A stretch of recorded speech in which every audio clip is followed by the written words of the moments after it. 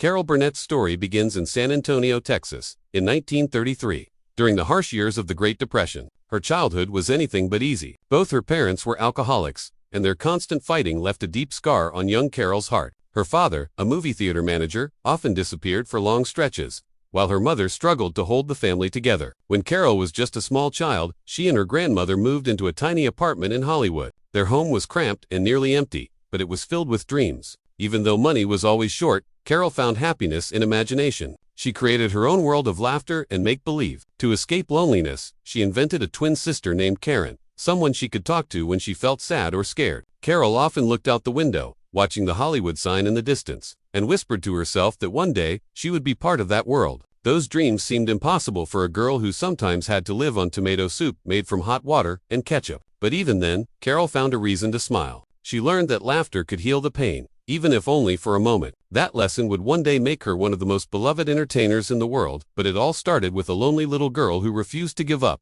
Life in Hollywood was tough for Carol and her grandmother. They lived in a small one-room apartment where the rent was often overdue. They would sneak down to the theater to borrow toilet paper or use the same soup pot for every meal. Yet, Carol's grandmother, despite her age and struggles, believed in her granddaughter's talent. She encouraged Carol to perform in front of the mirror, pretending she was on stage. Carol didn't have fancy toys or clothes, but she had something more powerful, a dream and a loving grandma who never stopped believing. When Carol got a chance to attend college at UCLA, it seemed like a miracle. She studied journalism but secretly dreamed of performing. One day, fate stepped in when a kind stranger overheard her talking about her wish to go to New York and try acting. That person gave her $50, a huge amount at the time, as a gift, not a loan, saying she should follow her dream. Carol promised to pass on the kindness to others someday. That moment changed her life forever. With that small push, she packed her few belongings and headed to New York City. She had no connections, no money, and no plan, just hope, courage, and a heart full of laughter waiting to be shared with the world. In New York, Carol faced more rejections than she could count. She auditioned everywhere, comedy clubs, radio stations, and small theater productions, but most doors closed in her face.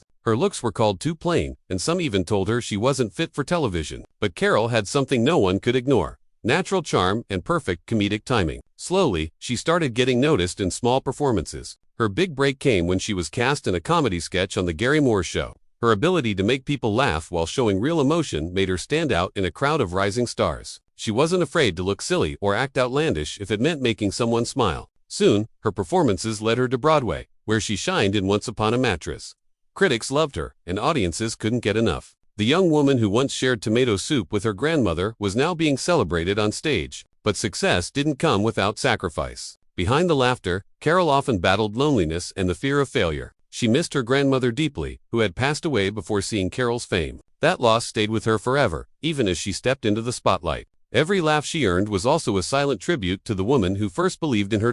By the late 1960s, Carol Burnett had become one of America's favorite performers. When CBS offered her a chance to host her own variety show, it was almost unheard of for a woman to lead such a big production. Still, Carol took the challenge with courage. The Carol Burnett Show premiered in 1967 and quickly became one of the most loved comedy shows on television. The mix of musical numbers, sketches, and hilarious characters captured millions of hearts. Viewers adored Carol's humor because it felt real. She wasn't just acting funny, she was funny. Her famous ear tug at the end of each episode, a secret hello to her grandmother, reminded audiences that behind all the laughter was a girl who had never forgotten where she came from. Her co-stars, like Harvey Korman, Vicki Lawrence, and Tim Conway, became household names too. The show wasn't just about comedy, it was about connection. Families would gather around the TV every week to laugh together, and Carol became a symbol of joy during a time of social and political change in America. However, while the world saw her smiling face every week, few knew that Carol was often hiding personal pain behind that laughter. As Carol's fame grew, so did the pressure. Behind the laughter, her personal life was crumbling. Her marriage to Joe Hamilton began to fall apart. Raising 3 daughters while managing a demanding show took a toll on her emotionally and physically. The bright lights of Hollywood didn't always make her happy. Her oldest daughter, Carrie, struggled deeply with addiction during her teenage years. Carol did everything she could as a mother: therapy, rehab, and long talks. But addiction is a hard battle to win. The pain of watching her daughter suffer was far worse than any career challenge Carol had ever faced.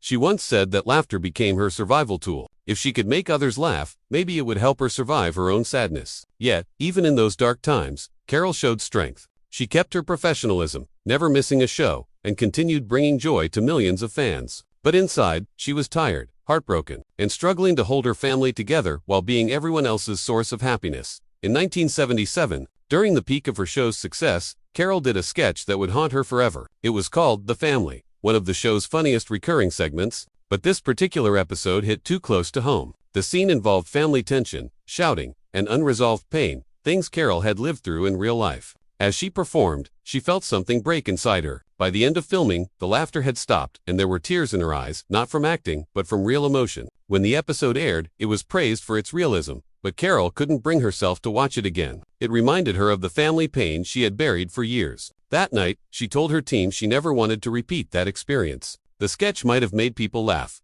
but for Carol, it opened old wounds. It was a rare moment when comedy and tragedy collided in the same room. For many fans, that episode became one of the show's most powerful moments. For Carol, it became a silent reminder that even laughter can come from the deepest pain. After the show ended in 1978, Carol's life went through more ups and downs. Her daughter Carrie finally overcame her addiction, and for a while, it seemed like the worst was over. They even worked together on a few projects, celebrating a new chapter in their lives. But fate had another painful twist. In 2002, Carrie was diagnosed with cancer and passed away at only 38 years old. For Carol, it was the most devastating loss of her life. She said later that Carrie had become her best friend, her strength, and her reason to keep going. Yet, even after such heartbreak, Carol didn't let grief destroy her. Instead, she honored her daughter's memory through her work and by helping others. She often said that Carrie taught her how to see joy even in sadness. Carol continued performing in theater and television, proving that resilience isn't about avoiding pain, it's about facing it with grace. Her story reminds us that even the people who make us laugh the hardest often carry the deepest scars.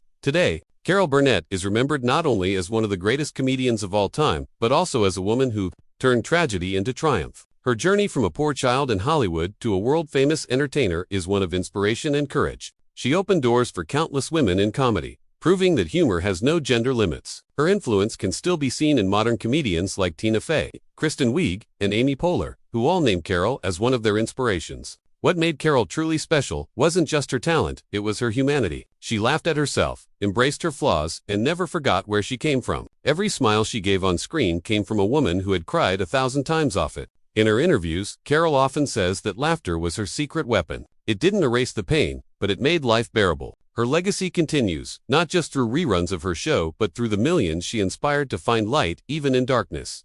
Even in her later years, Carol remains humble and kind. She still receives standing ovations wherever she goes, not just for her talent, but for her heart. When she looks back, she doesn't see her life as tragic. She sees it as a story of survival and gratitude. In 2019, when she received the first ever Golden Globe Carol Burnett Award for Lifetime Achievement, her speech was simple yet powerful. She thanked everyone who had supported her, especially the fans who kept her spirit alive for decades.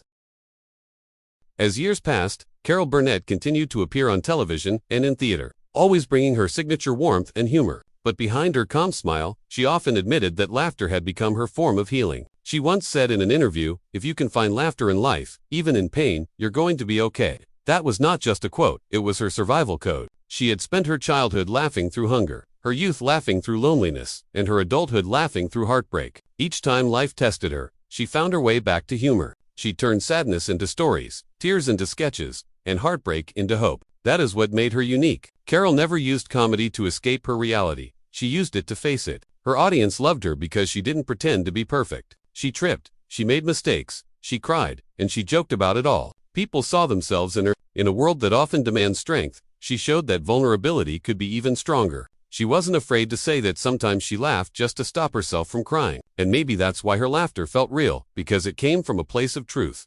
When the Carol Burnett Show first began, very few women were given control of a major television program. Many executives believed that only men could lead comedy shows or handle big productions. Carol proved them wrong. Week after week, she stood in front of millions, guiding her cast, writing sketches, and producing laughter that united families across generations. She broke Hollywood's invisible rules simply by being herself. She didn't try to act like a man in power. She led with kindness and creativity. She often said she treated her crew like family, not employees. People respected her not because she demanded it, but because she earned it. Her leadership style was warm but firm. She listened to others' ideas, gave credit freely, and made everyone feel valued. It was this spirit that created one of the happiest sets in television history. Carol's success opened doors for countless women in entertainment, from Ellen DeGeneres to Maya Rudolph. Many female comedians say they might never have been on stage without the path Carol carved. What she achieved wasn't just fame, it was change. She proved that laughter has no gender, that talent speaks louder than prejudice,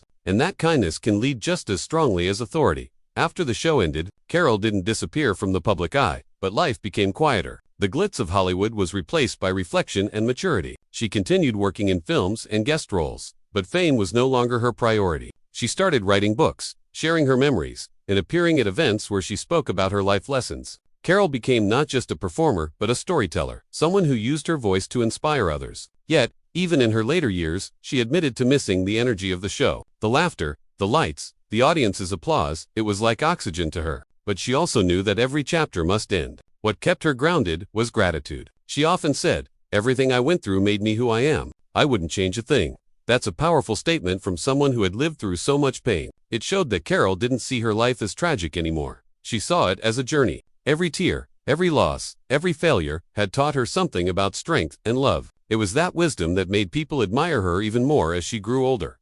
Carol's relationship with her daughter, Carrie, remains one of the most emotional parts of her story. When Carrie was young, her rebellious nature often clashed with her mother's protective instincts. Addiction made those years painful for both of them. But when Carrie found recovery, their bond became stronger than ever. They worked together, laughed together, and healed old wounds. Carrie even began writing scripts and acting, showing that her mother's talent lived in her too. Carol later described Carrie as a force of nature, someone who had inherited her fire and humor. When Carrie passed away, Carol said it felt like losing a part of her soul. Yet even in grief, she carried her daughter's spirit forward. She often shares stories about Carrie's bravery and how she faced her illness with laughter until the end. Carrie once told her mother, "Mom, you gave me life twice, when I was born and when you helped me find recovery." Those words stayed with Carol forever. After her daughter's death, Carol didn't let sadness consume her. She created scholarships in Carrie's name and often speaks publicly about addiction awareness. Through her loss, she continues to help others. That's the beauty of her heart. She turns pain into purpose. Despite all her fame and success, Carol Burnett has always lived modestly and humbly. She donates quietly to charities, helps young actors, and supports educational programs for the arts. She often says that she remembers how one stranger's $50 gift changed her life, and now she tries to be that person for others. She once paid for struggling students' college tuition, anonymously sending checks so they wouldn't drop out. Carol doesn't seek attention for her kindness, it's simply who she is. Over the years, she's received countless awards, including Emmys, Golden Globes, and the Presidential Medal of Freedom. Yet, when asked about her proudest achievement, she never mentions the trophies. She says her greatest reward is knowing she made people happy. That humility is rare in the entertainment world. Carol's giving nature extends beyond money. She gives time, encouragement, and wisdom. She tells young performers not to chase fame, but to chase joy in their work. Her message is simple but powerful. If you love what you do, success will find you. Those words come from someone who truly lived them. Carol Burnett became a symbol of generosity in an industry often ruled by ego. As Carol entered her 80s, she began to reflect on the meaning of time and legacy. Many of her closest friends and co-stars had passed away: Harvey Korman, Tim Conway, and others who had shared her laughter for decades. Losing them one by one reminded her that nothing lasts forever. But instead of letting that make her sad, she chose to celebrate the memories. She keeps photos of her castmates around her home and often watches old episodes to relive their joy. In interviews, she admits that growing old isn't easy. She misses the noise, the laughter, and the people. Yet, she remains thankful for every chapter of her life. Her current husband, Brian Miller, has been a strong support, bringing comfort and companionship in her later years. Carol once said, "I've had more blessings than I deserved." That humility shows the grace with which she accepts life's changes. Even in old age, she remains full of humor. At public events, she jokes about her wrinkles or memory lapses, turning age into another comedy sketch. She proves that laughter doesn't belong only to the young, it belongs to anyone. Brave enough to keep smiling despite time's challenges. Carol Burnett's story is more than entertainment history, it's a lesson in humanity. She taught millions that humor and heartbreak often walk hand in hand. Through her, people learn that vulnerability isn't weakness, it's a bridge to connection. Her career reminds us that even the most joyful faces may hide unseen battles. And yet, those same people can become the world's greatest healers. Carol's message has always been about kindness. She treated everyone from camera operators to co-stars with respect. That atmosphere of warmth made her show timeless. Audiences still laugh at her sketches today because they weren't just jokes, they were reflections of real life. Ordinary people saw themselves in her characters, in their struggles, and in their joy. She reminded the world that it's okay to be silly, imperfect, and emotional. That's what makes us human. Even decades later, her lessons remain relevant in a world that often feels divided and heavy. Carol's laughter still echoes as a reminder that compassion and humor are stronger than pain or fear. In her own way, she gave the world a